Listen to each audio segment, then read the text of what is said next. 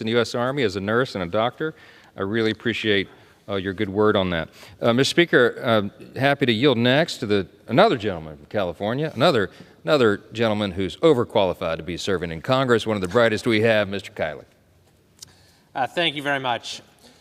Mr. Speaker, I rise today in strong support of prioritizing veterans in our federal budget by fully funding VA programs, fully funding health care for veterans, and fully funding veterans' benefits.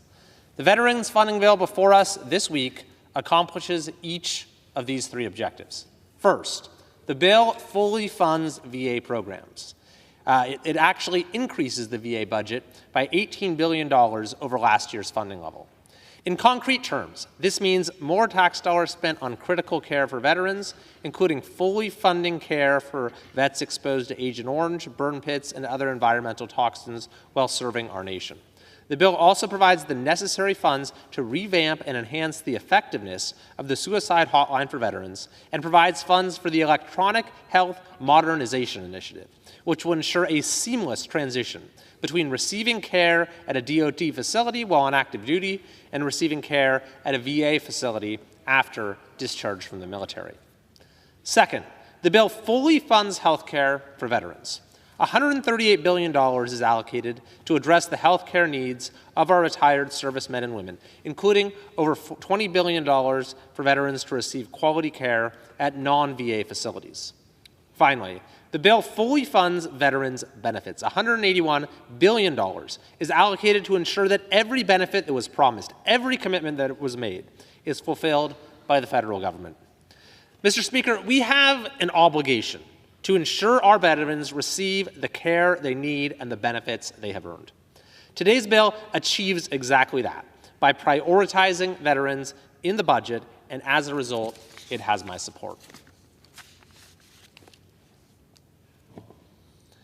Mr. Speaker, I rise today in support of H.R. 43368, which directly benefits my constituents in Plumas County by funding a critical high-speed broadband project in the A15 corridor and Valley Ranch communities in eastern Plumas County. In the 21st century, access to the internet is essential. It's essential for students to participate in online learning and access educational resources, for patients to receive needed telemedicine services, for workers to find job opportunities and engage in remote work, and for citizens to engage in open dialogue and participate in our representative democracy. Too often, our rural communities are neglected and lack the basic telecom services necessary in today's economy and society. That is why I prioritized funding rural broadband for my constituents in the federal budget, and I am proud to report that a project I submitted to provide $4.2 billion in funding, or $1 million in funding, to the Plumas Sierra Rural Electric Cooperative is included in the funding bill that will be voted on by the House this week. This funding will enable the Plumas Sierra Rural Electric Cooperative to construct middle and last mile fiber optic networks to provide high-speed internet to rural residents in the Valley Ranch and A15 corridor communities in eastern Plumas County. Rural households will finally be able to participate in online education, telemedicine, and remote employment opportunities that for too many are out of reach today. Emergency personnel who are dependent upon internet-based communications will be able to communicate with one another to strengthen emergency response services. Perhaps most importantly, high-speed broadband service will attract new residents, homeowners, and businesses to the region to continue to ensure the vitality of Plumas County for many years to come. Ensuring our households are equipped with high-speed internet is imperative for an increasingly technological society. And leaving behind those in rural communities is a detriment not just to our local economies, but it's a disservice to our youth and the vitality of their education.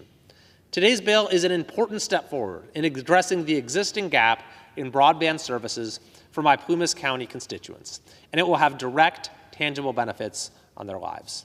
For that reason, I support H.R. 4368. Thank you, and I yield.